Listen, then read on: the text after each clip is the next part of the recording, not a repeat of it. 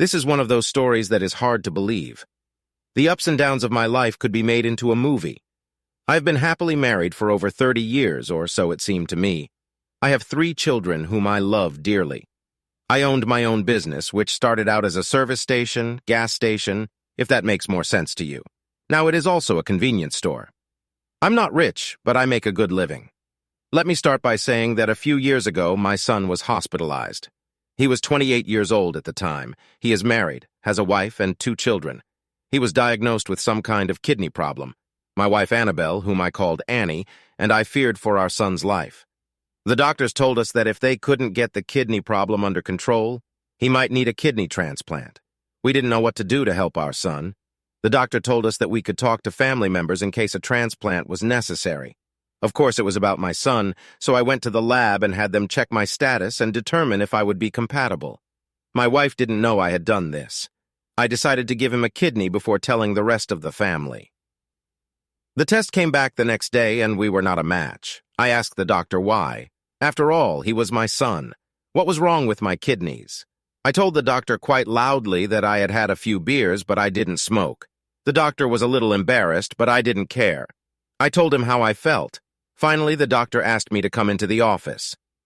Mr. Weller, you and your son are not a match because, according to the test, you are not his biological father. I'm sorry to have to tell you this, but you've been raising your voice too loudly.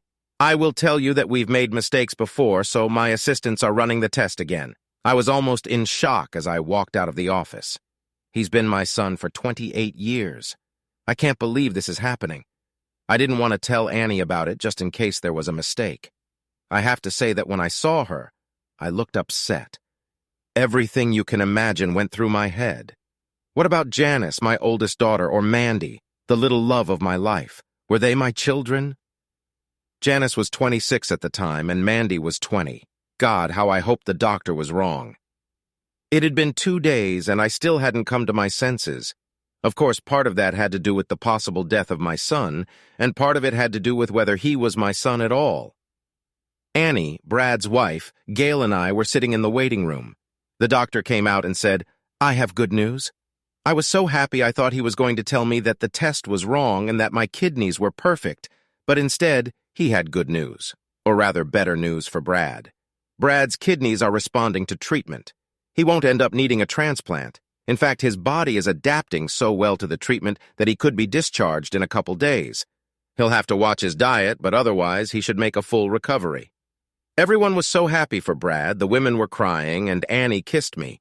There was so much relief on her face. I haven't told her about the test yet. I would go back and talk to the doctor the next day. I asked Janice, Mandy, and Annie to take a DNA sample. They asked me why it was necessary, and I explained to them that if any of us had a problem like Brad's, the doctor would be able to prescribe treatment much faster if he had that information. Annie was a little nervous, but agreed. The rest of us didn't hesitate, and it was just a swab taken in the mouth. Janice had one done on her children and her husband, so they would be ready if there were any problems. The next day, I went to the doctor at the hospital and gave him all the samples. He gave me the bad news. Brad and I are not blood relatives. I asked him to analyze all the samples I gave him and put them on record so that other family members could get the information if needed. I will pay for all the tests. Mr. Weller, are any of them your family? They are all my family. 2 daughters, sons-in-law, grandchildren, my daughter's children, and of course my wife. I want to know if those labeled as Janice and Mandy are my biological children. Even though they are adults, they are my children and have been all their lives. Brad was released from the hospital a few days later. He had another week to recover and then he could go back to work. Everyone was so relieved that he wouldn't have to go through dialysis or, even worse, a transplant. I tried to stay calm, but it wasn't easy. I really needed to know if these girls were my blood. Annie asked me almost every night why I was acting so strange. I simply told her that we had been through a lot in life, and I was thinking about our children, and it wasn't a lie. I came home from work one evening, and Annie was sitting in a chair at the table looking through some papers and crying. I realized it was the results from the hospital. They must have come in the mail. "When did you do it, and why?" she asked me. I went to get my kidneys checked to give them to my son. Since I was his father, I figured it was my responsibility. When the doctor told me I was not his biological father, I sent the tests to the girls. I don't know if they are mine or not. When I was picking up the papers, Annie said, "Janice isn't yours, but Mandy is." At this point, she was crying hard. "What happens now, Dan?" I stood there, unable to find the words. I didn't know what was going to happen next.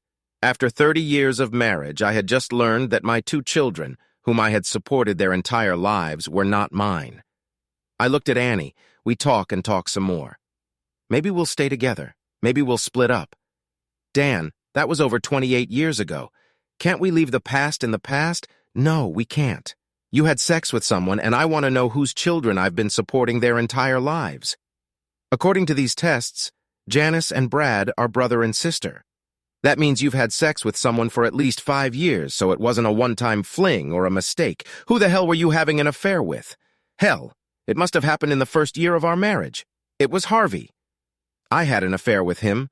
It was stupid, wrong, but it's over. It seems to be all over. Ever since Harvey Kittle died about 25 years ago, he was one of our best friends, and you slept with him.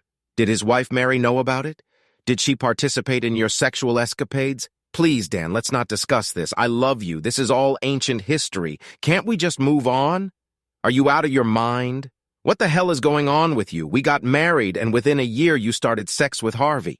You have his child who I raised as my own, and 2 years later, while you're still sleeping with him. We had a daughter who I'm raising as my own as well. If he hadn't died shortly after Janice was born, you'd probably still be having sex with him. Thank God at least one of my children belongs to me. Are you ready to explain all this? Annie was crying, but I wasn't buying it. I wanted to know the truth. I deserved to know the truth. Unlike the movies, I could handle the truth. I know you and Harvey have always been friends. I always loved him, but he chose Mary over me. He got her pregnant. I loved you too, but not as much as Harvey. After he and Mary got married, I was very depressed. You asked me to marry you, and I did it half out of spite. I wanted Harvey to know that I went on living in spite of him. So you married me to mess with Harvey and to mess with him even more? You ended up having sex with him behind my back? I asked. You were on the tow truck a lot back then. Mary was working during the day, and Harvey came by to see you. At least that's what he said. I didn't plan it. It just happened. I don't have any excuses. We had a sexual relationship, and I knew I still loved him. He would come to me and always told me that one day we would be together. We just didn't have to rush it. I was a child, and as long as he made love to me, I didn't care. He stopped seeing me after I got pregnant with Brad. I was really mad at him. He came over and saw Brad and asked if the baby was his. I told him I didn't know, but I wasn't going to tell you anything until he married me. He laughed at me and said you could raise his baby. Do you really believe I'm that stupid? It just happened? What just happened? If you're going to convince me that it just happened, then you're stupider than I can imagine. If you stopped seeing him, what about Janice?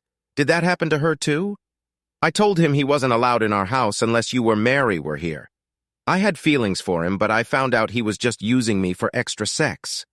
One day he came over and forced me to have sex with him. He said if I refused, he would tell you about Brad. He hurt me. He didn't make love to me. He hurt me a lot. When he left, he laughed and said he hoped he had put another baby in me. I couldn't tell you about it. I didn't want to lose you. Shortly after Janice was born, Harvey was taken away in a car accident. I was saddened but relieved at the same time. I could finally put all the cheating behind me and we could start living a normal life. I loved you more and more. Our life was good, wasn't it? I've spent my whole life trying to make it up to you.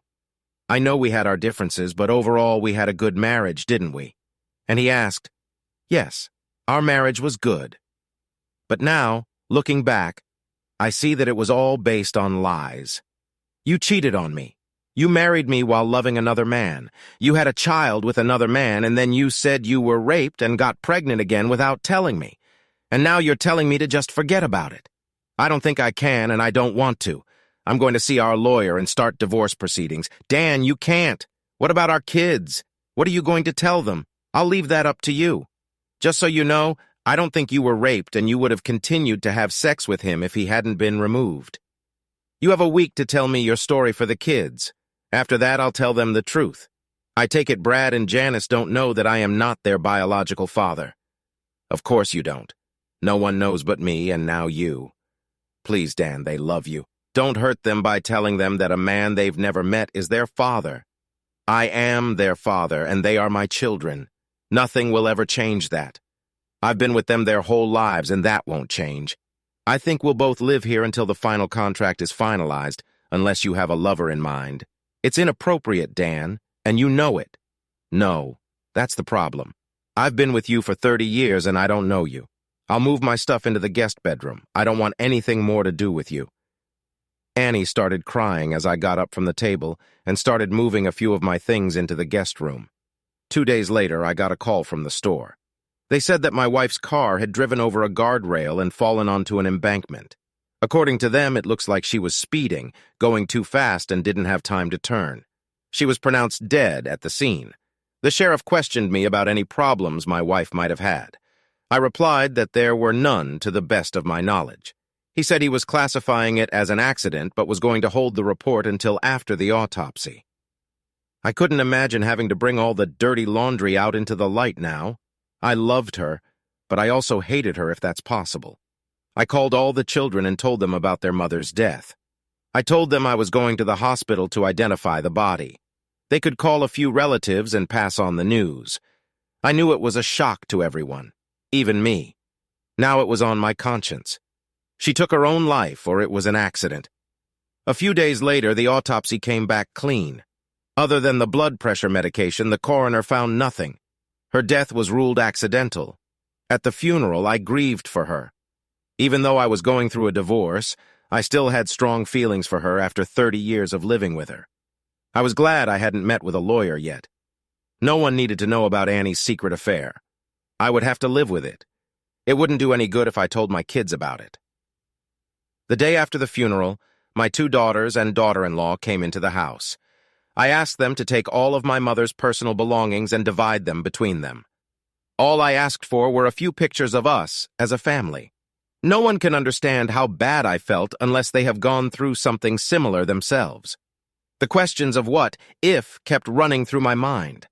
What if I had never taken this test? What if I never told Annie about it? What if I hadn't told her I was leaving her? Would any of that have changed, or was she just going too fast that day? Chapter 2. Get Involved. This all happened 2 years ago, just before the holidays. And here I was, alone again for the holidays. My son and oldest daughter now live about 100 miles away from me. I told them I could come up for a day or two during the vacations. Mandy was a senior in college and said she was going to England with friends for the vacations. The trip was organized by the college. She had asked me about it a few months ago. She was worried that I would be alone. I tried to explain to the kids that I had been living alone for 2 years now. I spent every day at the service station shop and was never alone there. One day I was sitting in my big comfy chair watching a few programs on my old television set. On came a commercial I had seen over and over again about donating $24 a month to give a child in a third world country 3 meals a day, a place to live over their head, proper health care, and a school education. What the hell do people really believe that? Don't get me wrong. I'm all for feeding the hungry and helping those who can't help themselves. But if I could do all that for $24 a month, I should have moved there myself. Sorry, but I'm not big on sending money and hoping it goes to help children. To those who do it and believe in it, I wish you success and may God bless you. However, it gave me an idea. The next day, when I was at the store, one of our local priests came in and I asked him if the church was doing one of those Christmas campaigns, or they put up a tree and then write on it the names of families who need help for the holidays. Well, yes, Dan, we have one. Do you have a family name you'd like to publish? No, Pastor Jim, I need the name of a family I can help over the holidays. Great, Dan. Just come to the church and pick a name. The Christmas tree is pretty full this year. A lot of people are out of work. Jim, can you give me the name of someone you think really needs help? I don't want it to be a family that is having a hard time with a husband who just got laid off. I want a family whose help during the holidays will really make a difference. I'm not just going to give the child a toy. I want to make sure this is a holiday they will never forget. Pastor Jim smiled at me. I think he realized that I wanted to make a difference in my family's life. Dan, I think I have the perfect family for you. We have a young widow with 3 children. They moved here from the big city last year. Her husband was shot during a drug deal gone bad, and she moved here to try to give the kids a fresh start in life. Okay, Jim, thank you so much. I know I'm not the church-going type, but I want to help someone this year. I'll come by later and get the name of the family. When I told Pastor Jim that I didn't like church, he understood what I meant. I believed in God or something bigger than myself. When Annie was alive, I went to church twice a year. I always heard a sermon about where Jesus was born and when he died on the cross. The rest of the time, I attended weddings and funerals. Carmela Wilson was the name on a piece of paper I'd taken off a tree at church, a widow with 3 kids, an address, and a phone number. Pastor Jim told me she worked as a waitress at Joe's restaurant. I think I knew who he was talking about. I've eaten at that restaurant dozens of times in the last year, if not more. I bet the waitress named Carmen was called exactly what Jim had told me her name was.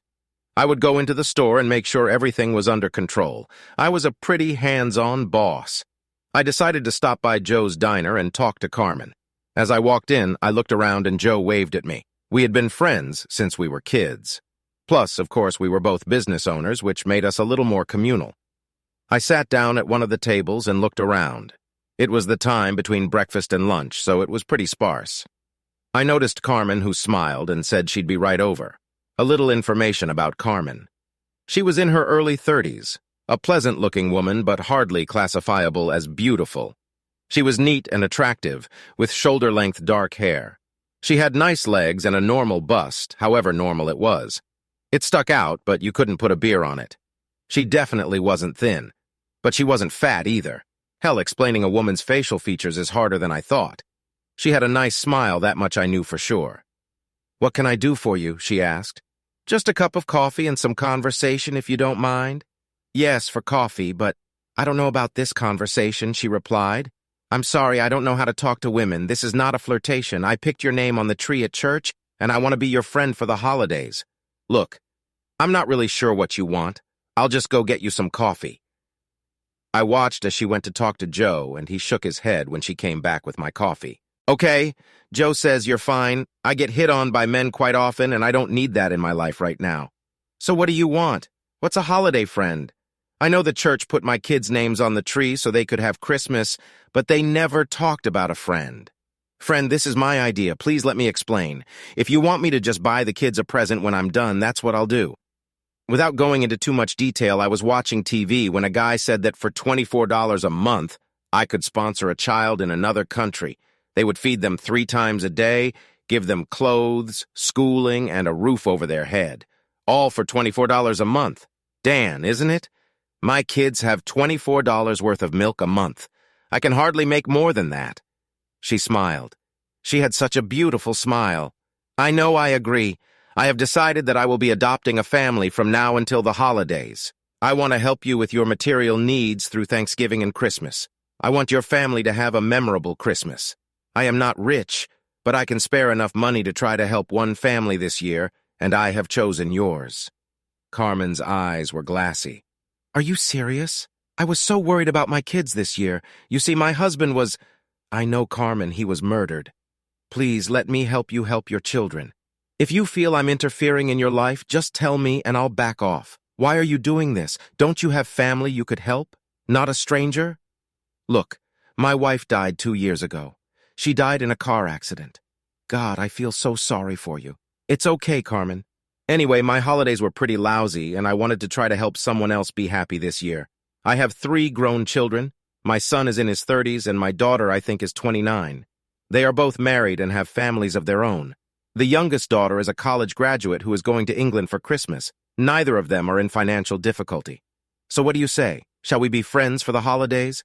You have a kind face, Dan. For the sake of my children, I'll say yes. Please, no tricks. My family and I have been through a lot in the last year. So what do you want from me? It's a good idea to start by restocking your coffee and getting an idea of some of your needs. She poured coffee and said she needed to get back to work. Joe was nice, but she needs to do her job. We agreed to talk after she left work the next day. I asked her out to dinner, but she said she needed to be around the kids, but I could come to her house and talk there. I can even have dinner with them if I like macaroni and cheese. Tell you what, Carmen, I'll pick up the pizza and we can eat it. Pepperoni and cheese, okay? She smiled. That would be great, but you better bring 2 pizzas. My 8-year-old can eat half of one by himself. I went over to her place tonight. I didn't know she lived in a project. For those who don't know about these places, I will tell you that they are on public assistance provided by social services or children's services. These organizations help with rent, food, and other things. The bad thing is that it's not the best place to live. A lot of drug addicts and undesirables usually live there. Now I knew that more than anything I wanted to help Carmen and her children. I was met at the door by her 8-year-old son. He was a cute boy and asked what I wanted. I explained that I was a pizza delivery boy and that his mom had invited me to visit. He smiled broadly and said, "Mom said her friend is bringing us pizza today. We don't get pizza from the store very often." As I entered the store, 2 other children ran up to me screaming, "Pizza, pizza, pizza, Mommy! The pizza place is here!" a 6-year-old shouted. Carmen entered from the other room. You could see that she had gone to put things in order. "Children, where are your manners? I thought I taught you how to behave in company. Sorry, Mom, we were just a little excited." Her oldest son looked at me. "We don't get visitors very often. Can we have pizza already?" "Kids, this is Dan, a friend of mine. You can call him Uncle Dan or Mr. Dan." I interrupted Carmen, "or just call me Dan. What's your name?" The oldest spoke first. "My name is Mike, and I'm 8 years old." Then the second one said, "I'm Mark, and I'm 6 years old. This is my little sister, Molly." "Let me tell you," Molly said. "I know who I am. My name is Molly, and I am 4 years old, soon to be 5. I go to kindergarten, and I am very smart." She was the sweetest little girl and looked a lot like her mom. Everyone sat down at the table and started eating pizza. I looked around the room and realized that this was a struggling family. The furniture was old, and they didn't seem to have much stuff. Of course, I only saw the kitchen and living room. The TV was on, but the picture wasn't the best. While the kids ate pizza and watched cartoons on TV, I asked Carmen what she would like help with. Oh my God, I wasn't prepared for this. "Look, my kids and I are doing fine. We eat pretty well, but they like what the other kids have, and I just can't afford to buy it for them. You've seen our stupid TV with the crappy picture? I bought basic cables so they have something to watch. We buy our clothes secondhand, but they are happy with whatever they get. They are really great kids. I'm afraid to buy bikes or anything else we have to leave outside. I know they'll get stolen. So Dan, take this to heart. My kids would love any gift." "Okay, I'll see what I can do to help. Your children do seem very good. Mike, since you're the oldest, don't you think everyone would like to go to the movies on Saturday? I heard there's a new Harry Potter movie coming out. Wow, that would be great. Mom, can we go? Can we?" "I think so, but only a few kids. Behave yourselves for the rest of the week." "Carmen, you know this is about you too. Maybe we'll eat at McDonald's while we're there." Molly looked up at me. "I like McDonald's. They have happy meals and a playground and everything. All right, Molly, be a good girl for Mommy and we'll go there on Saturday." The kids were happy and Carmen was smiling. I decided that I had done a good job making them happy, made me happy. It went on like that for several weekends. We took the kids to places where they could just have fun. I would go to Joe's restaurant for lunch and always sat in Carmen's area. I started leaving her big tips, $1.10 or so each. "Dan, you don't need to do that. Just make my kids happy. That's all I need." "So you don't need the money?" I smiled. "That's not fair, Dan. Sure, I can use the money. I just feel awkward to say the least. I feel indebted to you for everything you do for my kids. Can I make you guys Thanksgiving dinner or something? I need to do something for you too. Now I'll talk to the kids, see what's on our agenda and call you back." "Carmen, I do this for you because it gives me pleasure. I enjoy helping people who are trying to help themselves. Please don't feel that you owe me. Just seeing the look on the children's faces is more than enough payback. Besides, seeing you smile is a pleasure in itself." You could see that it embarrassed her slightly, and she looked away. Mandy came home one weekend and asked me what was new. I told her about Carmen and how I had tried to help her. "Dad, do you think this is a good idea? You don't know this woman, do you? Honey, it's a new meaning of life for me to help someone and see the faces of these little ones. Honestly, I feel better about what I'm doing." I started the conversation with Carmen. "I want you to meet Carmen and tell me what you think." "I don't know, Dad. I'm kind of uneasy." "You say they live in a neighborhood? Isn't that a pretty bad neighborhood for a single woman and her kids?" "Exactly. That's why I'm trying to help them. Maybe it will help them get back on their feet. Mandy, you've always been my little girl, and now you've grown into a beautiful woman. You don't need my help as much anymore, so I feel like I should help someone. I'll tell you what. I'll have Carmen come over so you can meet her and the kids and you give me your opinion. Okay, Dad, but no promises. I'll be as honest with you as I can be. I won't sugarcoat it. I knew Mandy was a little worried. She was my rock and always looked out for me. I know she would have told me the truth. She was a lot like me. It was out of character for her to lie. On Saturday, I invited Carmen and the kids over to my house. It was a little chilly, but I decided to grill anyway. I decided that while I cooked outside, Mandy would do her own grilling inside. Carmen appeared in the wrecked car. She had all the kids buckled in and was already unbuckling their seatbelts when Mandy looked at me. "Nice car, Daddy," she said, meaning, of course, the opposite. "What makes you think I'm helping them? What would you say if she drove up in a new car?" "That's a great idea, Dad. This is for you," she smiled. Mike and Mark ran up to me. "Hey, Uncle Dan, wow, you guys live here? Wow, what a big house." I introduced the boys to Mandy as Carmen led Molly out of the car. "Mike, Mark, this is my little girl, Mandy." "Hi, boys. Nice to meet you," Mandy replied. "Hi, I'm Mike. I'm 8 and Mark is 6. This is Molly getting out of the car. She's our little sister. She's 4 years old." Molly walked over to me and I lifted her into my arms. Mandy watched me carefully. "Molly is my little friend. She holds her own against her brothers just like you," I laughed. "Carmen, this is Mandy, my pride and joy, and also my youngest daughter." As they greeted each other, I could almost feel their brains working. Finally, Carmen smiled at Mandy and said, "Look, I know it's different. I know you have tons of questions about who I am and what I'm doing here. I've been asking myself the same questions. Let's just enjoy this day and I'll try to answer some of those questions. I think your father is one of the nicest people I've ever met. So show me the kitchen and we can cook together. Men think that since they cook meat, grilling is a whole meal. We women know better." Mandy looked at me. "I like her already, Daddy." They smiled at each other, and we headed into the house. The kids wanted to explore the house. I told them it was okay, but to stay out of the drawers and not to run around. They went from room to room, came back and told their mom about everything they saw. They asked if they could watch my big screen TV, and I asked them if they wanted to go to the store with me and pick out a couple DVDs to watch. Of course, they said yes, and Molly asked if she could go too. Carmen intervened. "Molly, why don't you stay here with me and Mandy and help us cook? We girls need to be together." She must have told Molly what was needed because Molly looked at me and said, "Uncle Dan, take the boys and go ahead. I have to help the girls cook." It was so funny to hear that from a 4-year-old. I told her that it was okay and that I would rent a movie just for her. I ended up renting the movie The Little Mermaid for her, and she was smiling a lot when she watched it. She asked Mandy and her mom to watch it with her.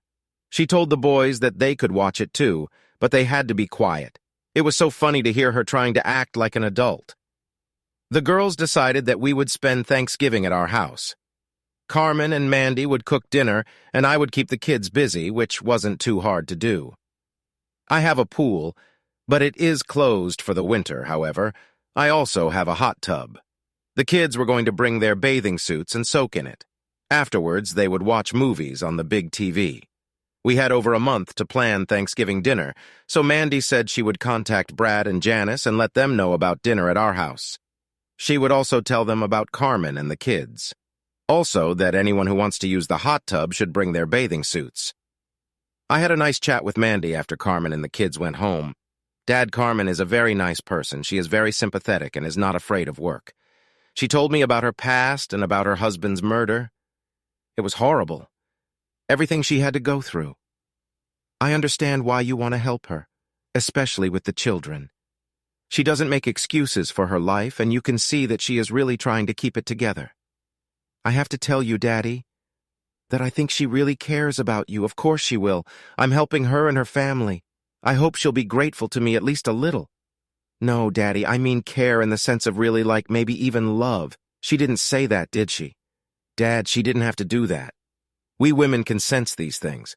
I think you fall in love with her too, Daddy. All I ask is that you be very careful and considerate. Come on, Mandy. I'm just happy for her. This is the happiest I've seen you since Mom died over 2 years ago, Dad. I'm glad to see you happy. I just want you to be more aware of your situation. I knew Mandy was right. I had feelings, strong feelings for Carmen and the kids. I didn't know where they would lead, but I recognized it. I just didn't know anyone else was as observant. I got a separate call from Brad and Janet. I did my best to explain that I was helping Carmen during the holidays and that I had learned the family's name from the Christmas tree at church. I think I did a pretty good job of embellishing the situation. I explained to them that Carmen wanted to say thank you by helping prepare Thanksgiving dinner. I knew they were a little wary of the situation, but agreed to come to dinner. For the next couple of weeks, Carmen and Mandy helped organize all the events. They acted almost like sisters, with Carmen being the oldest and doing most of the planning. Of course, Mandy went to school most of the week and came home on Fridays. I stopped by almost every day for lunch at a restaurant, and mostly to see Carmen. At least twice a week, I stopped by her apartment to say hello to the kids and bring them some treats. Carmen told me that I spoiled them. I have to say it bothered me a little when I watched Carmen at her job. She was always so friendly and nice to everyone. I saw men hitting on her, but she always smiled and refused advances or dates. I guess it was natural for me. I had no right to be jealous of her even for dating, let alone being friendly with other people. Chapter 3. Change. On Thanksgiving Day, Carmen and his children arrived early. She looked very beautiful. She wasn't dressed in any special way, but even in a skirt and blouse, she was a very attractive woman. She and Mandy had already started cooking. Mandy told us that she had invited her boyfriend to dinner as well. I had met him a few times. He was a paramedic and was still taking classes at the college where he met Mandy, who was training to be a nurse. They were both part of a group going to England to help out at the hospital during the vacations. They would leave the week before Christmas and return home on January 8th the following year. It was less than a month before they left, but it would be sad if she wasn't around during that time. Brad, his wife Gail, and my 2 grandchildren showed up. I hugged them all, and the kids asked when they could go in the hot tub. I told them I wanted to introduce them to the other kids later. I introduced them to Mike, Mark, and Molly. All the kids seemed to get along great with each other. We walked to the kitchen, and Mandy hugged her brother and started introducing him to Carmen. "Brad, Gail, this is Carmen, a good friend of Dad and me." I felt good when she said that. Brad said hello, but I knew the gears were turning in his head. Gail said, "Hi," and asked the girls if they needed help. No sooner had everyone gotten back to cooking than Janice and her husband Rob came in. We started getting reacquainted, and Janice's kids ran down to the basement to play with the other kids. In the basement, we had a lot of games, coloring books, and things like that for the kids. It had been completely remodeled and had a TV and DVD player, so there was plenty for the kids to do. The women went back to cooking, and we guys tried to stay out of their way.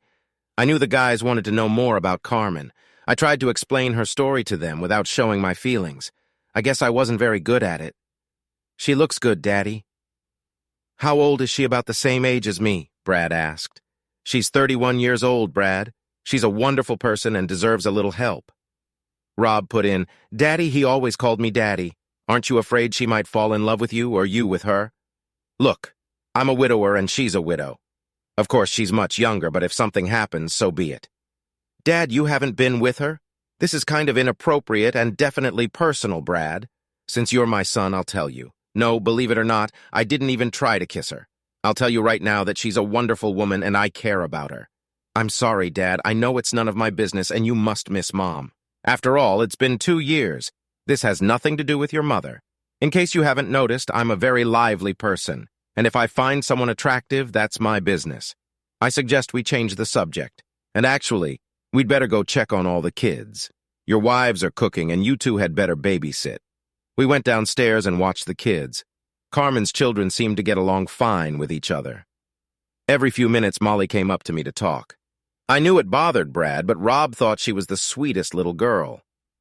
Mandy went downstairs and brought her boyfriend Ross down to introduce him to everyone. I've met him a few times, and I think he's met Brad before. After introductions, Mandy went back upstairs and Ross joined the conversation. I just met Mandy's friend Carmen. She's a very nice woman. Mandy told me that her husband was murdered. That's too bad. I called Carmen's kids over and introduced them to Ross. Good kids? Too bad their father was killed. I think it's great that you're helping them, Mr. Weller. Thank you, Ross. I picked a name off the tree at church, and I actually found a family in great need. I didn't want anyone to know that I had asked Pastor Jim to find a certain type of family. So, Ross, what's new with you? School and work must be taking up a lot of your time. Yes, that's true, but we're going on a trip in a couple weeks, although it's work-related. I'll have a chance to get away for a while and be with Mandy. How are you and Mandy doing? Brad asked. Ross looked at me, then back at Brad. I love her, and I'm thinking of asking her to marry me when we're in England. In front of Big Ben, you know, the big clock. Mr. Weller, do I have your permission to propose to her? Ross, you don't need my permission. Mandy is a strong, wild woman and quite capable of making her own decisions. If you need my blessing, you'll get it. Is that a sure thing? Should I ask her? I think so, but please none of you mention it just in case. I will try to find out if she is ready to get married before I pop the question. I love her, but I want a yes answer, he replied. Our lips are sealed, Ross, and good luck to you. I understood how he felt. Truth be told, I felt the same way he did, but I knew it was best not to talk about it right now. The afternoon went wonderfully. Dinner was fantastic, and everyone seemed to enjoy themselves. The kids took turns swimming in the hot tub. I couldn't get any of the adults to go in it. Carmen told me maybe another time. I knew I would hold her to that. As the evening wore on, Mandy and Ross left to be alone. I helped Carmen clean the house. Janice and Gail came over and helped. When we were done, Brad and his family were just about to leave. Brad told Carmen that it was nice to meet her and wished her luck. He hoped everything would work out for her. Before leaving, Janice pulled me aside. Daddy, Carmen is a good person, but she's too young for you. Where did that come from? I'm helping her. Dad, she loves you. Any fool can see that. We asked her if she was dating, and she said she had a boyfriend. Daddy, you are that boyfriend. Otherwise, she wouldn't have come here today. Just be careful, Dad. After everyone left, Carmen gathered the kids and told me she had a great time. She liked my family and thought they were all nice. I don't know why I did it, but I leaned forward and kissed her. It was a long, soft kiss. When we pulled away, tears came to her eyes. You didn't have to do that, Dan. I have to go. She picked up the kids, who quickly said goodbye to me and got into the car. I went to the car window and said to Carmen, I'm sorry. I stepped out of line. Please forgive me. The problem is, Dan, I've wanted you to do this for so long. With those words, she pulled her old car off the road and headed home. I didn't hear from her on Friday, Saturday, or even Sunday. I was worried about what I had done. On Monday, I went to the restaurant, but she wasn't there. Joe told me that she had to take Molly to daycare today and would be back in a little while. I had to stop by the store and decided to come back at lunchtime. But one of my employees was sick and I had to stay and work my shift. I tried to give Carmen some space after I crossed the line. After all, I was supposed to be a vacation buddy, not her lover. I got home and then my phone rang. I looked at the caller ID and saw that it was Carmen. Hi, Carmen. I'm so sorry. Dan, our apartment was broken into. I just got home from taking the kids and someone took our stuff. Even the old TV, all we have left are our clothes, she cried. I don't know what to do. The police are here now taking a report. They thought it was someone looking for things to pawn for drugs. We don't have anything of value, but they took what little we had. God, how awful it was to hear her cry. Carmen, get your suitcases or bags or something and put your in the kids' clothes in there. I'll be there in about 15 minutes. Everything will be fine, I promise you. Dan, I didn't know who else. It's okay, Carmen. I'm glad I was the one you called. Now go pack your things and I'll be there soon. I took the car and went to get Carmen and the kids. Molly was crying and said she was scared. I told her everything was going to be okay. I would take them all back to my house. Carmen looked up at me in surprise. I thought you were dropping us off at a motel for the night. No, you're all going home with me. Put all the stuff you packed in your car. Take my car and the kids. I'll drive yours with your stuff. She didn't ask any questions. She just did what I said. I talked to the police officer and told him they could contact her at my house. I gave him my phone number if he needed to contact us. He told me that they probably wouldn't get any of her stuff back. She didn't list anything of real value that they could trace. All they did was trash the apartment pretty badly. I thanked the officer, got into Carmen's clunker, and tried to start it. I was unable to start it. The officer helped me start it, and I headed home. When I arrived, Carmen and the children were sitting on the porch. It's open. Why didn't you come in? You weren't here, and we weren't just going to walk in, Carmen replied. Come on, boys, help me get all these bags in. Mike, you and Mark take your stuff to the bedroom with the bunk beds. If it's Molly's stuff or your mom's stuff, put it in the front bedroom, the one across from Mandy's room. You know which one? Yes, sir.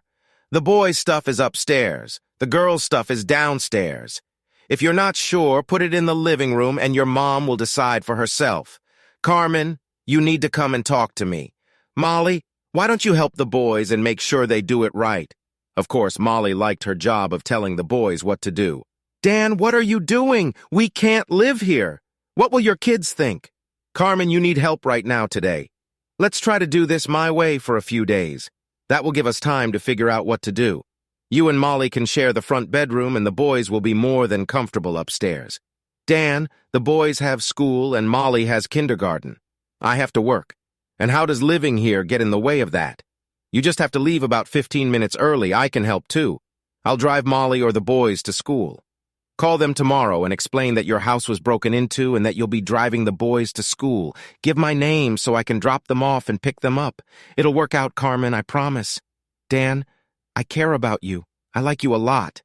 Your kids know that, and I need you to know that. Did you tell them? I asked. No, women just know it. Men?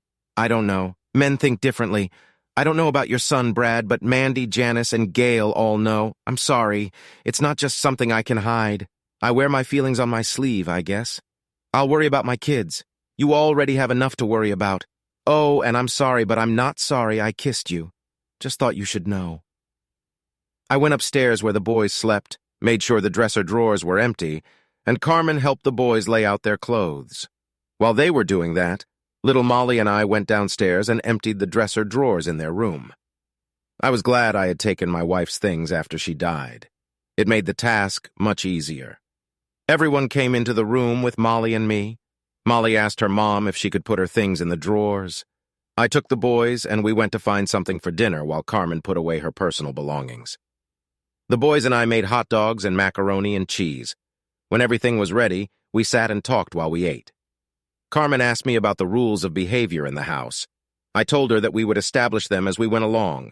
We told the kids that they needed permission to do anything they wanted to do until we set the rules. They were told they could not enter my room or office without an invitation. They were not allowed near the pool at all. It was closed, but they were still children.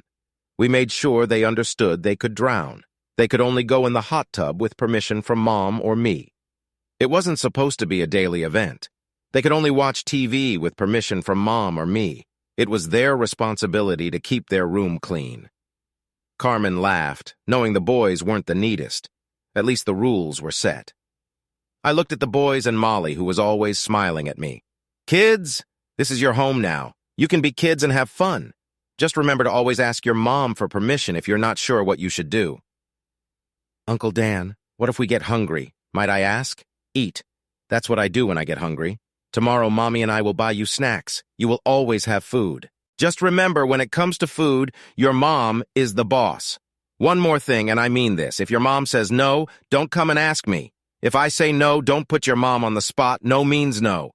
Any other questions? Molly raised her hand. It made me laugh. I guess she'd learned it in kindergarten. What, honey? Carmen asked. Are we allowed to play with the toys in the basement because they're not ours? Honey, you can play with all the toys we have downstairs. We'll talk to Santa this year, and he'll probably get you some of your own, I told Molly. Molly raised her hand again. Can I go play with them? Yes, honey, you go ahead. I'll come down and be with you in a little while, Carmen said. Molly stood up and headed downstairs. Not 10 seconds later, the boys followed her downstairs. One of the boys shouted upstairs, Uncle Dan, can we turn on the TV? I only shouted back, yeah, go ahead, just not too loud. Carmen came over to me and hugged me. There were tears in her eyes, and she said, I don't know what I would have done if it hadn't been for you. She pulled away and wiped the tears from her eyes. We didn't kiss her hug again. I knew I had to say something without being funny or too serious. I squeezed her hands and said, I'll always be here for you. Let's go see what the kids are doing.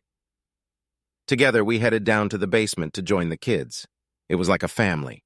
I remembered Annie and I doing the same thing, sitting and watching the kids play. It felt so right. It was getting late, and Carmen told the children that they should take a bath and get ready for bed. There were 3 bathrooms in the big house. She asked the boys to use the one upstairs and asked if Molly could use the main bathroom on the first floor. "Carmen, this is your home now? Of course, Molly can use the big tub and shower. I'll use the shower in the basement if I need to. Please make yourself at home." While Carmen got the kids ready for bed, I went to my office to do some work on my books. When I looked up, I saw Molly looking at me through the doorway. She was dressed in her little nightgown. I could tell she had just gotten out of the shower. "Hi, Molly, do you need anything? I want to kiss you goodnight, but Mom said I can't go into your office until you say so. Come on in, sweetie." She ran into the house, and I had to lean back in my chair as she climbed into my lap. She wrapped her little arms around my neck and kissed my cheek. "Good night, Uncle Dan," she said. "Good night, sweetheart. Where's Mommy?" "She's upstairs arguing with Mikey and Marky. Well, let's go see if we can help." Molly ran onward and up the stairs, and I followed her. We caught them in the middle of their conversation. "But Mom, Mike always gets his way because he's older. I just asked for the top bunk, and he said he's older, so he gets his pick." Carmen looked at Mike and Molly, and I just stood back and listened. "Is that what you said, Mike? Did you say you get everything first because you're older?" "Yeah, I guess, but I'm older than my mom, and I need to be treated like I'm older." "Mike, you're 2 years older than your brother. That should make you 2 years smarter. You think it's worth arguing about which bed you sleep in?" "I'll tell you what. He's your little brother, and he's always looking up at you. Come up with a plan to share the top bed, and you can both agree." Mike looked at Mark. "Okay, Mark, I'll tell you what. You can have the top bunk this month, and next month I'll have it. We'll alternate and swap every month. Is that okay with you?" "Yeah, thanks, Mike. You're a great big brother," he said, climbing into the top bunk. "You feel good inside, don't you, Mike?" his mom asked. "Yeah, I guess it is, Mom." Carmen kissed her sons, and we headed downstairs where she put Molly to bed. "I have to get back to my papers, and I need to shower and get ready for bed myself," Carmen replied. I went back to my office and heard the shower running. I couldn't help but think of Carmen in the shower. When the shower was over, Carmen came out in her nightgown and robe. Her hair was still wet from the shower. "Good night, Dan, and thank you again for everything." I looked up and asked her, "Is there anything you don't look good in?" She smiled and headed for the bed. I could smell her scent from the shower. I took a few deep breaths and continued working on the book. Our first morning passed in a rush. She asked me to call Joe and warn him that she might be a little late. She needed to stop by the school and daycare so they knew I could pick up the kids if needed. She also had to file a change of address. I called Joe, and he asked me if I was serious about Carmen. He didn't want her to get hurt. He was in his 60s and had been married for over 40 years. I got the feeling that he was looking out for Carmen. His wife worked as a cook in a restaurant, so I knew he was genuinely interested in Carmen's well-being. I let him know that I would never hurt Carmen or the kids. I tried to help them, but I had feelings for all of them. In the evening, we went back to her old apartment and packed up everything she wanted, which wasn't much. She turned in her keys to the office and informed us that she had moved out and the month's rent was paid. She didn't have to give notice as the apartment had been broken into. Mike and Mark came with me in the truck, and Carmen and Molly and her clunker. When we got back to the house, the phone rang. Carmen answered it, and it was Mandy. Mandy asked Carmen why she was at the house, and Carmen started to explain to her how her apartment had been broken into, and she and her kids were almost homeless until I offered to let her stay with me. Mandy asked to talk to me. "Dad, are you sure about this? You know she loves you, right? What do you think I should have done, Mandy? Just give her some money and say, 'Go and manage on your own'? I care about her. You know that. We're adults, and we haven't done anything wrong. I'm actually very pleased that she and the kids are here. It's almost like the good old days. I just want to say, Dad, that it's a fine line you walk. I really like Carmen as a sister. You know that. I'm just saying that you two need to be careful and realize what you're doing. Now, can I talk to Carmen again?" She talked to Carmen, and they talked for about 20 minutes while the boys and I took the rest of the stuff into the house and put it away or stored it in the basement. "What did she want after I gave you your phone back?" I asked. "It's mostly girl stuff, but she's worried about you and me. What's there to worry about? My God, we're adults, for crying out loud. I'm in my 50s, and I've gotten this far. I'm sure I can make good decisions for a decrepit old man who has no mind of his own. Dad, she knows how much I care about you. I told her that myself, and now you know. I tried to explain that I had no idea where this was going, but you helped me and the kids. I am eternally grateful to you for that, but my feelings overpowered my gratitude. Mandy is worried that one of us will get hurt in this relationship. I told her I would never come between you and your family. Okay, let's just keep living one day at a time. Maybe time is the answer. Just then, Mike and Mark walked in. Uncle Dan, can we all go in the hot tub? I looked at Carmen and then back at the kids. Only if your mom comes in. I don't want you kids going in there alone. Come on, Mom. Please come in. Please, we're begging you, Mom. You're going to love it. It's warm and nice and lots of bubbles. Please, Mommy. Okay, boys. I'm going to be gone for a while. Go and get your costumes on. Molly, go get yours and I'll be right there. She turned to me. You're the one who set me up, aren't you? I just smiled and she smiled back. She went and put on a two-piece swimsuit. Are you happy now? She asked as she walked past me and smiled. Very much so. You look good in anything. I bet you even look good naked, I smiled. Pervert, she replied, smiling as she walked toward the hot tub. The kids were already waiting for her. Damn, she looks so much prettier, I thought as she climbed into the tub. This woman has everything. After a few minutes, I handed Carmen the drink. She smiled and said the water is really nice. My sick body really needed it. The kids just sat there and watched the bubbles bounce off of them. Thanks, Uncle Dan, that's really cool. I mean hot. No, not nice. Well, you know what I mean, Mike replied. I took one more look at Carmen and headed to the office to finish my paperwork. Later, I heard everyone going into the house and getting ready for bed. I knew that in a few minutes I would see Molly peeking into my office. She was smiling and waiting for me to tell her it was okay to come in. No person with any feelings could reject this little girl. The same could be said for her mom. Molly came in, climbed into my lap, kissed me, and hugged me. Good night, Uncle Dan. See you in the morning. Like I said, I had a combination gas station, self-service, and a small grocery store. I no longer repaired cars, but I had a tow truck that I used from time to time. Carmen called me and told me that her car wouldn't start again. I was getting annoyed with this old car. I got a tow truck and drove to the diner to pick Carmen up. There were two guys there who said they would hook up her battery. I know they were trying to hit on her and probably wanted to jump on her bones. She later told me that she told them no thanks and that her friend would come get her in the car. When I pulled up in the tow truck, the two guys kind of backed off. I looked at Carmen and told the guys thanks for helping my fiancé, but I'll take it from here. Apparently that made them nervous as they left pretty quickly. I hooked up her clunker and she climbed into the truck. Since it was mounted so high, I could see a lot of leg. Climbing into the cab, she took her time straightening her dress. Thanks for coming, Dan. I told you I'd always be there for you, and I meant it. Are you mad that someone else offered to help me? Yes and no. I want everyone to know what a wonderful person you are, but I guess it bothers me when people hit on you. I didn't do anything wrong, Dan. I know. I was just answering your question. Besides, I don't own you. You told those guys I was your fiancé. Why did you say that? I didn't bother to answer her question. I just walked down the road and pulled into the junkyard. What are we doing here, Dan? I'll give you $200 for that pile of junk. You've already gotten enough in it. Get your personal belongings out and put everything in this garbage bag. We'll go through it later. Dan, what am I supposed to drive? We'll talk later. We have to hurry to get the kids in time. She stowed all of her personal belongings in the truck, along with the rest of her shoes and baby toys. We signed the title and got $300 for the clunker. We picked up Molly's car seat and headed home. I opened the garage door and told Carmen she could drive my old car. It only had 8,000 miles on it and was 4 years old. I'd bought it with the insurance money I'd gotten for Annie's car after the accident. Needless to say, her car was totaled. I usually drove the truck, so the car was rarely used. The only time I drove it was to take Carmen and the kids out. She put Molly's car seat in it and left to get the kids. When they got back, Mark told me that they had gotten a new car.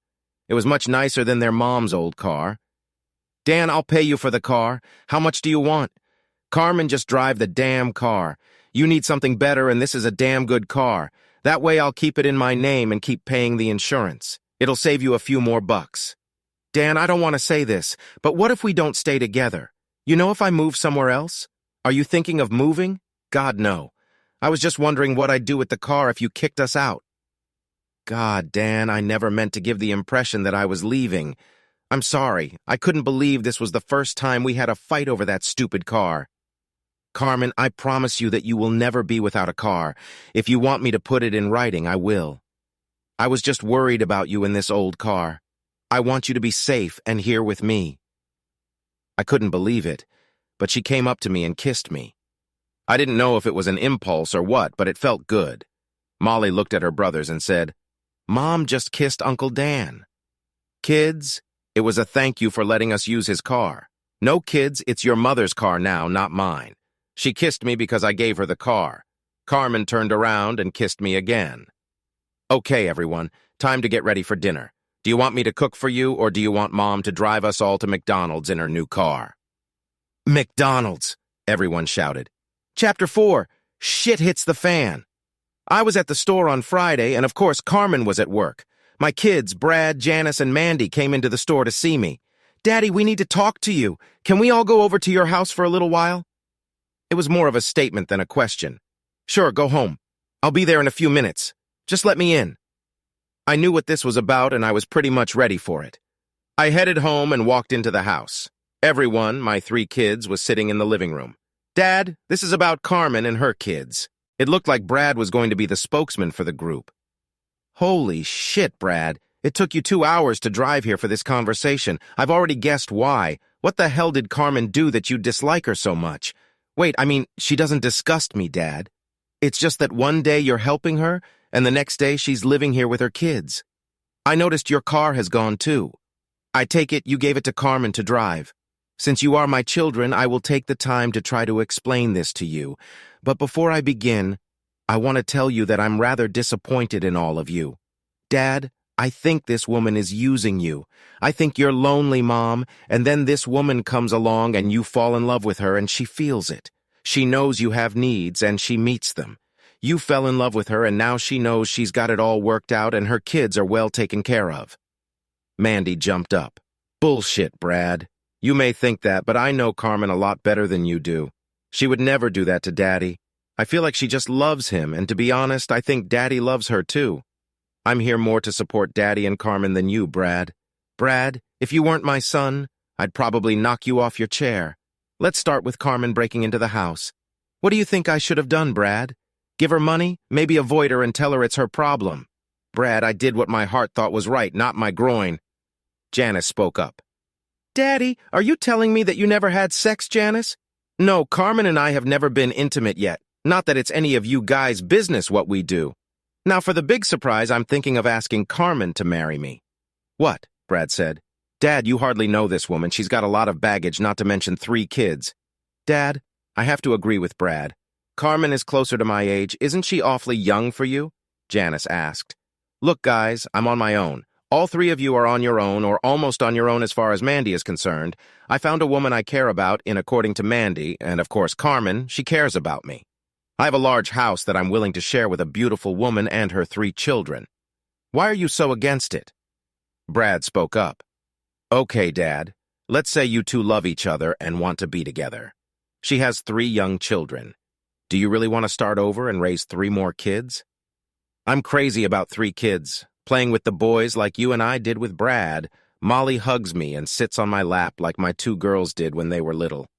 They are good kids, and I think I can make a big difference in their lives." "Dad, you're looking through rose-colored glasses. These are not your children. They're not your flesh and blood like we are. Do you really think you can take care of and raise these kids for the next, say, 20 years, and they're not even your own flesh and blood? I'm sorry, Dad, but I don't think you want to spend that many years raising children who aren't even yours. What do you think, Janice? Do you think they should be my flesh and blood too?" "Daddy, I don't know. I love you, Daddy, and you will always be my father. Will you be able to raise someone else's child? I really don't know. Janice, let me phrase it differently. You would have loved me all your life if I hadn't been your father. Of course, you've known that since you could think for yourself. Would you consider me your father, or would you consider someone else your father? You're my father, and it's too hypothetical. I don't know what I would think. I guess since you've been paying my bills all my life and raising me as your own, I'd consider you my real father. I don't know what that has to do with you raising Carmen's kids. I'll be back in a minute. I have something to show you. I went back and got all the DNA tests that had been done for us. When I came back, I tried to explain some of it to the children. Mom and I have been keeping some secrets from you.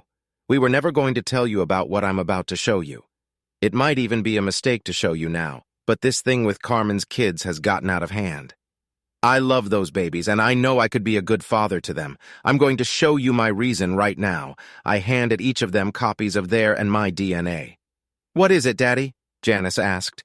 These are the results of Brad and your DNA test. See, it says here that you are brother and sister. That means you have the same biological parents. And here are Mandy's results. And as you can see, not all of the same blocks are marked here. That means it's likely that only one of her parents is likely to be yours and Brad's. Mandy began to cry. Are you telling me you're not my biological father? No, Mandy. Here's my DNA. I'm not Brad's or Janice's biological father. Everyone was completely shocked. There was complete silence while their brains digested the information they had received. What? Brad shrieked. Bullshit, you've always been my father, Janice cried. Is that why you asked me about my father, Daddy? Now I can answer honestly. You are my father. I don't care what some stupid test said. You are my father and always will be. I love you so much, Dad. I just came here today to tell you that I hope you didn't make a mistake with Carmen. I'm so confused, Dad. I just want you to be happy. I thought I was taking care of you. She was still crying, and I hugged her. Mandy walked over and cried with her, for it was her sister. Brad asked, Are you going to tell us the story about our sperm donor father and how long you've known about it? First, Brad, I want you and Janice to know that I have always considered the two of you my children. From the moment I found out until now, nothing has changed except what you both know. You were and always will be my son, and Janice will always be my daughter. I tell you this because you should know that it's not just blood that holds a family together. It's also love and compassion. I was going to tell them the story about their sperm donor father. The only thing I was going to change was telling them when I found out. I loved them like my own family, and I wanted them to believe that I always knew about it. The routine with their mother was dead and gone, and I didn't want them to know we were going to divorce. Your mother and I were married very early on. Me and a guy named Harvey Kittle both loved your mother. Harvey also loved a woman named Mary, got her pregnant, and they got married. Of course, I was happy to have your mother to myself and asked her to marry me. We got married, and I was very happy. A few years later, your mom told me that she had married the evil Harvey. The four of us stayed friends, and your mom got pregnant. That was with you, Brad. 2 years later, she got pregnant again with Janice. Shortly after Janice was born, Harvey died and your mom became depressed. One day, she broke down and told me about you two being Harvey's kids. I was shocked and didn't know what to do. We broke up for about a month to give ourselves time to process things. I missed my 2 young children. Annie and I talked and decided to give it a try. After that, your mom became the best wife a man could ever dream of. She fell in love with me, and I always loved you as if you were my own children. Then Mandy came along, and Annie said she was definitely mine, and that was it. You all know how we lived after that. We had a wonderful family until your mom had her accident. Daddy, why did you take the test to give me a kidney if you weren't my birth father? Hope, Brad. I hoped and prayed to God that I was a match for you. You were my son, and I would give you my kidney in a second if we were a match. Janice asks, Dad, did you ever take a match test before Brad went into the hospital? No, it was very expensive at the time, and I had no reason to do it. Since your mom had already told me the truth, there were no surprises. Of course, when I took the test, there was no doubt, but I wasn't surprised. By the way, I have the test results of all your families. Brad, you and Gail are the biological parents of your children. Janice, you and Rob are also the parents of your children. Just in case you wanted to know now that we've talked about it, you don't need to tell anyone about this conversation. Your mother was a good mother and wife. Let's just leave it at that. I'm sorry, Dad, I made such a fool of myself. I guess I was thinking more about how it would affect us than how it would affect you and Carmen. At those words, my son began to cry. I hadn't seen him this emotional since his mother's funeral. Brad, I know that in situations like this, people are always worried about their inheritance. It's not a good thing, but that's how real life is. I think you guys are more worried about your inheritance than Carmen and my well-being. I think reality set in when I saw Brad and Janice looking at the floor. Look, you 3 will always be in my will. My estate is arranged so that each of you will get a fair share. I just want you to know that I am disappointed that you have not shown compassion for Carmen and her children." Janice was still crying. I think the thought of her not being my daughter overpowered even the thought of inheritance. Janice kept hugging me and telling me that she didn't believe the stupid test, that I was her father and that I would continue to be. I just hugged her back and snuggled up to her. I started to hug Mandy when Carmen pulled up. "Well, guys, looks like we're all going out to dinner. Unless you want to tell Carmen why you're all here," I said. Carmen walked in. "Hello, everyone. What brings everyone here?" Mandy thought quickly. "It's my last day off from home, and we all decided to go out to dinner." "Oh, God, that would be great. Give me a minute to change into my waitress uniform." Kids talk to Mandy, Janice, and Brad while Mom gets dressed. Molly walked over to the seated Brad and gave him a hug. "Hi, Brad. I like you." Brad looked at me. It had gotten to him what I was talking about. Mike walked over to Janice and asked, "You brought your kids so we can play. We are learning to share our toys better." Janice replied, "No, honey, they're home. Maybe you can come over after Christmas and see them. May I, Uncle Dan, please? I've never been to their house." "We'll see, Mike. It's still a couple weeks away," I replied. Mandy asked Mark what new things had happened. We bought a new car and Mom kissed Uncle Dan. Everyone was looking at me. Carmen walked in and saved the day. "Yes, Mike. I kissed him twice for letting us use the car. In fact, we're going to use it right now to drive to dinner. Come on, kids. Get back in the car. Uncle Dan will be driving, so you all have to sit in the back." After we ate, Brad came over to us and we talked privately. "I'm so sorry, Dad. I'm a fool. I shouldn't have questioned you." "No, you're right to wonder about what might affect you, Brad. It's just the way you did it. I want you to question my actions if they bother you a lot. We'll discuss this like father and son until we understand each other." He smiled when I said father and son. Later, I talked about it with Janice, too. I wanted my children to always know that I was there for them. To this day, I don't know if I made the right decision in telling them, but it was done. Mandy asked if I would babysit because she wanted to go Christmas shopping with Carmen. I asked if they could grab something for me, too. I gave them a list and hopefully enough money. I told them they could leave the items in storage and I would pick them up later. I wanted to buy the kids bicycles. Every kid should have a bike, and they now lived in a neighborhood where they could ride them. I pulled Carmen aside. "Do you need money for shopping?" "No, I'm not shopping for myself, just for you and the kids for Christmas. I got this $300 when my friend sold my old car. I knew she was too proud to take more money. She wanted to give the kids nice things without spoiling them. That wasn't easy to do. I asked Carmen if I could use her car to take the kids shopping, and she left. Just be careful with it and don't eat in it. I only got it a few days ago." She smiled. I took the kids to see Santa and take pictures with him. I told all three of them that we are shopping for Mom for Christmas. They can pick out the gift they want to give her. "Uncle Dan," Mark said, "I don't have any money. I want to buy my mom something nice." "Okay, kids, here's what I'm going to do. I'm going to give each of you $20 for shopping. It's only for your mom, not for yourselves. So look for things that cost less than $20. Uncle Dan, can we carry the money ourselves?" Mike asked. "Okay, but keep it in your pocket so you don't lose it. Only take it out when you're ready to pay for the gift." I gave each boy a $20 bill, and they folded them up and put them in their pocket. Molly had a little purse with her junk in it, and we found a place in it for her money. Of course, the kids had no idea what money was, and we're looking at very expensive things. Seeing that this wasn't too good, I took them to a store geared towards kids. They walked the kids around the store and showed them what they could buy with the money they had. I told the clerk that if they wanted to buy anything extra to let me know. I couldn't believe how hard these little ones were working to find the right thing for their mom. The oldest Mike came up to me and asked if I would lend him $5. "Uncle Dan, Mom loves unicorns and he costs $25. Could you lend me the difference?" "Well, Mike, you said on loan. That means you have to pay me back. I'll offer you a deal. I'll give you the difference and you wash my truck. Deal?"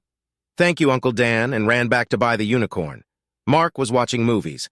I walked up to him and said, "Mark, you're supposed to be shopping for your mom."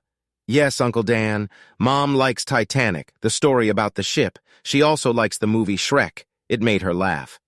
I don't have enough money for both movies, and I'm trying to decide which one to buy. Take them both, Mark. Here's the extra money you'll need. When Mike washes my truck, you have to help him. Thanks, Uncle Dan. Mom will like them. I looked at the woman trying to help Molly. Molly continued to shake her head negatively. What's the matter, Molly? Can't you find what you need? None of them smell like Mom. I want one that smells like her. I looked at the saleswoman and whispered, White diamonds. She whispered back to me, Sir, the little girl has only $1.20 and the white diamonds are worth $1.50.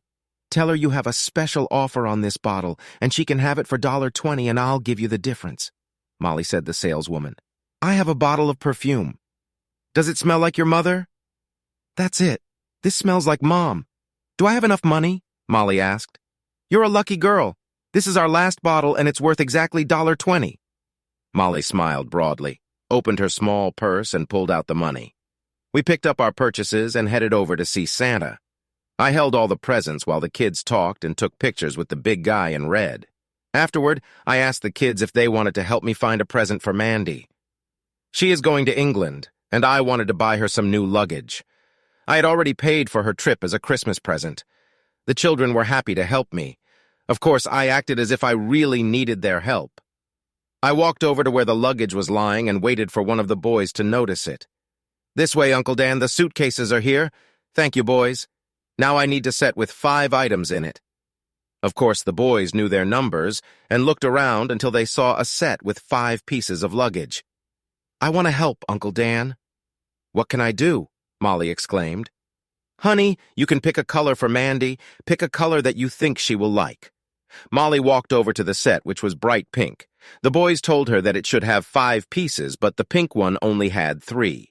Molly kept looking and found one that was a dark shade of blue. The boys said it had 5 parts, so that's what we bought. Thank goodness there were only 3 pieces in the pink set. We stopped at a burger place, had lunch, and headed home. We took our packages into the house, and the kids asked where they could hide Mom's gifts. They gave them to me to put them in the office. I told them to put Mandy's luggage on her bed so she could see it when she got home. We picked out a Christmas card for Mandy, and all 3 kids signed it themselves, including Molly.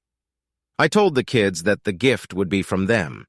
After the girls came back, the boys had to tell Mandy to go to her room. Sure enough, she saw the luggage and a card from the kids. They were all grinning like Cheshire cats looking at Mandy. She hugged and kissed each of them, thanking them for the wonderful gift. The next few weeks flew by. Between work and the children's school visits, we kept busy all the time. We bought a tree and put up Christmas decorations. It was the first time in 3 years that I had a Christmas tree. The presence of the kids made the whole holiday season beautiful. Mandy went to England, and we told Janice and Brad that we would visit them on the 26th, the day after Christmas. The preparations for Christmas were very hectic, but the evenings were wonderful. Every night, the 5 of us would sit in the living room and watch all the Christmas programs. I knew that's what I wanted to do. I went shopping and bought Carmen a few things and just gave her a gift certificate to a women's store. I figured she could buy what she wanted. I went to a jewelry store and bought her an engagement ring. Then I bought her a very sexy red satin and lace nightgown. These 2 things were my special gift to her. Christmas morning came and the children were excited. The boys came downstairs and said Santa had come, and there were all kinds of presents under the tree. I told them to look in their stockings, and I made coffee myself. It was such a beautiful sight to watch the 3 kids that morning.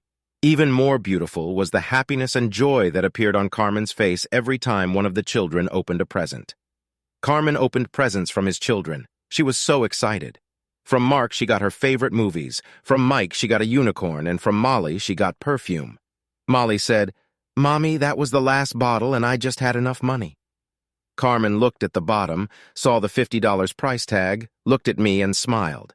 I got some nice gifts from Carmen.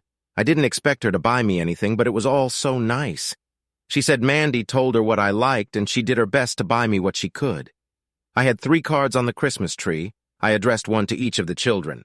I hid each of them a bike somewhere in the house, and they were told where to find it.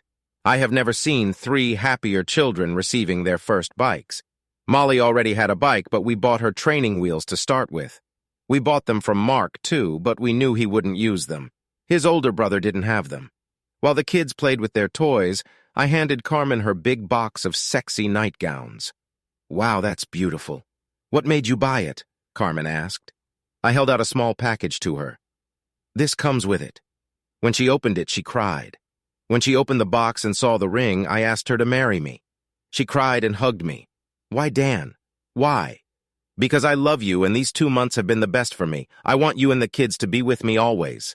So is the answer yes? Dan, the answer is no. Please hear me out before jumping to conclusions. I love you with all my heart. I am sincere about it. For now, the answer is no. I don't understand. Is it because of my age? Dan, please let me finish. No, it's not your age, it's us. We've only known each other for a couple months. It's been a couple of the best months of my life, but it's still only a couple months. You decided to help a family in need. You've done more for this family than you can imagine. After the holidays, things will go back to normal. People will be themselves again. I have a proposition for you. Okay, I'm listening. I want to rent out our rooms. I'll give you $200 a week to help pay expenses. You can have more if you let me. I want us to be a family and live as a family, if in, say, 6 months or sooner. You think it's not working out. Just say the word and we'll make another arrangement. I just want you to be sure. It takes time to get used to a woman in your house and 3 kids.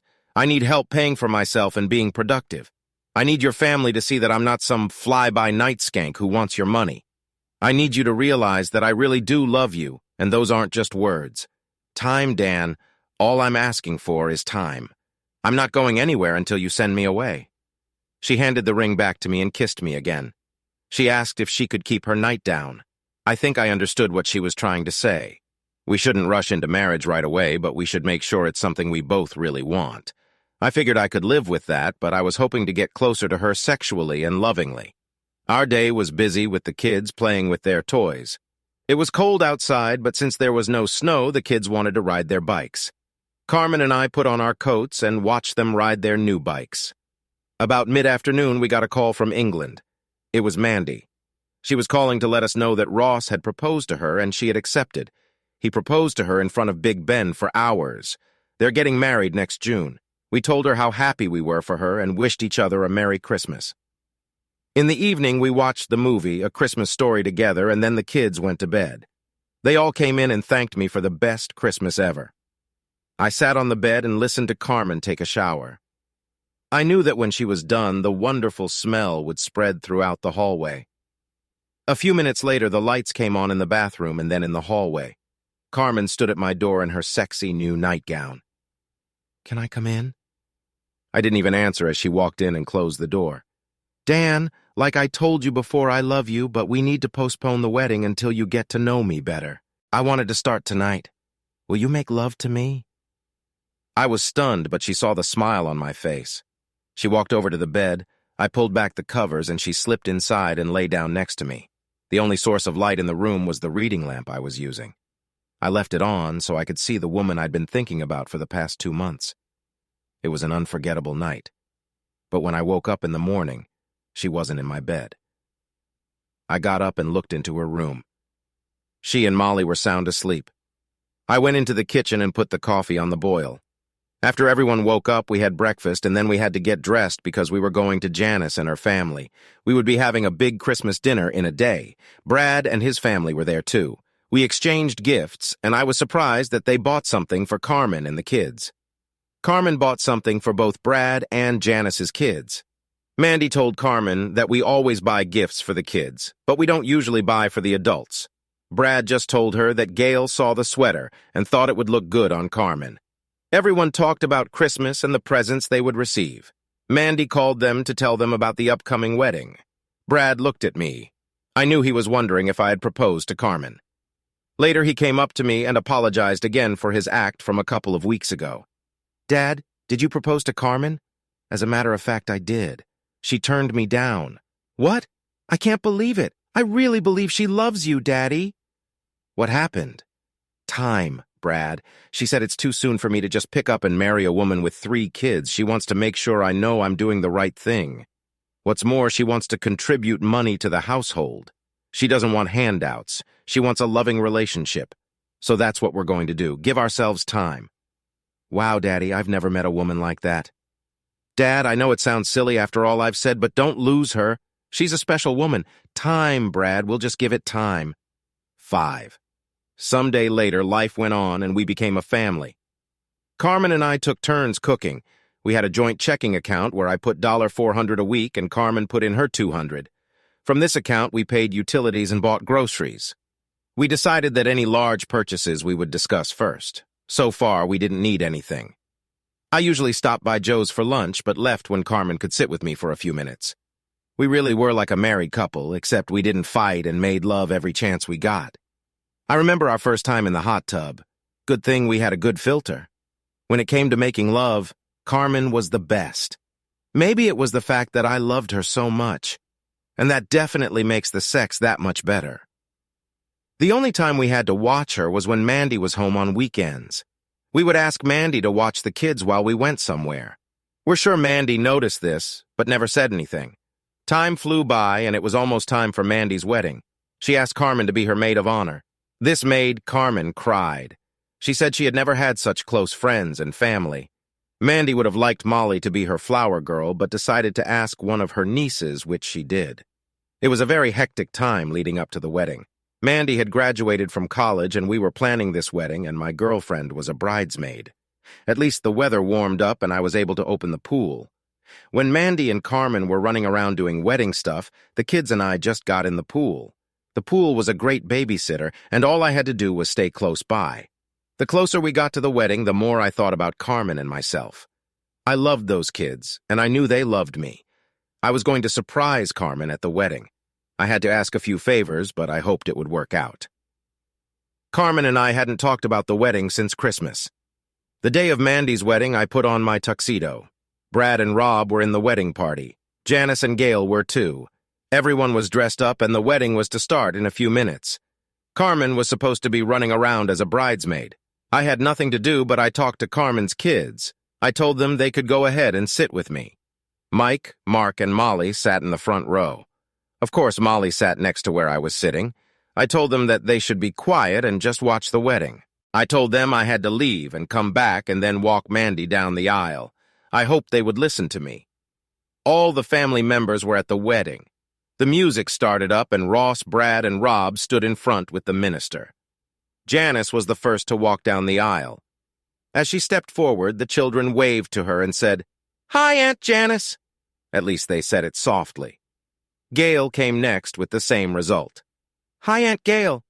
She said a soft hello to the children. The kids were excited because their mom was walking down the aisle. "Hi, Mommy. You look very pretty." They said it a little louder. Carmen smiled but held her finger to her mouth to calm them down a little. The flower girl and the ring bearer came next. They were Janice and Rob's children, so the kids kept waving at them. All the kids from both families were smiling. The music changed, and Mandy walked down the aisle with me. We both had tears of joy running down our cheeks. As Mandy and I reached the front of the church, I heard Molly say rather loudly, "Wow, Aunt Mandy looks like a princess." There were a few chuckles from the crowd, and I saw the smile on Mandy's face. I couldn't think of a better compliment. I stepped back and sat down. I looked up and saw my family. My daughter Janice, my daughter-in-law Gail, who I treated like a daughter, and my beautiful girlfriend, who I truly loved. There was also my baby girl getting married and my future son-in-law standing there, and to his right was my son Brad and my son-in-law Rob. Rounding out the ceremony were my two grandchildren, the ring bearer and the flower girl. My other two grandchildren were seated with their grandparents. I was thinking about what a blessed person I am. I have such a wonderful family. I loved each and every one of them. At the reception, all the kids were pretty much together. Everyone was kind of looking out for them. We ate, and then the dancing started. I looked up, and on the first number, my Carmen came out to dance with me. "I love you, Carmen. I love you too, Dan. Are you serious, Carmen? Do you really want this?" "Dan, I really mean it deep down," and she kissed me in front of everyone. She didn't usually do that. Our kisses usually happened in private. As the evening went on, it was time to toss the bouquet. All the single girls came out, and Brad told Carmen to come out since she was single. She felt awkward, so she walked out onto the park. On the count of 3, Mandy threw the bouquet right at Carmen. Some of the girls shouted jokingly. Mandy then sat down, and Ross took off her garter. All the guys applauded when they saw a part of Mandy's thigh. Next, all the single guys had to go out and catch the garter, and then put it on the leg of the girl who caught the bouquet. which of course was Carmen. I was one of those guys. I stood there and Ross looked at me. Sorry, guys, this belongs to my father-in-law holding out the garter to me. Of course, everyone was curious about what was going on, including Carmen. She was asked to sit down as I was to put the garter on her leg. I stood on one knee as my hand slid the garter up her leg. When I reached her hip, I stopped, reached into my pocket, and pulled out my wedding ring. I was already on my knees. Carmen, I have waited another 6 months. In the presence of all my family and friends, I ask you, will you marry me? Everyone stood in complete silence, waiting for her answer. Then Molly emerged from the crowd of people. She looked at her mother, who had tears in her eyes, and said, "Say yes, Mommy. Dan, I love you with all my heart. I will do anything to make you happy. Yes, I will marry you." Everyone started screaming. Mandy walked over to Carmen, and they both cried. I doubt there was a single dry eye in the place, but I knew my eyes weren't dry when I walked over and kissed my bride-to-be. Epilogue. We are now happily married.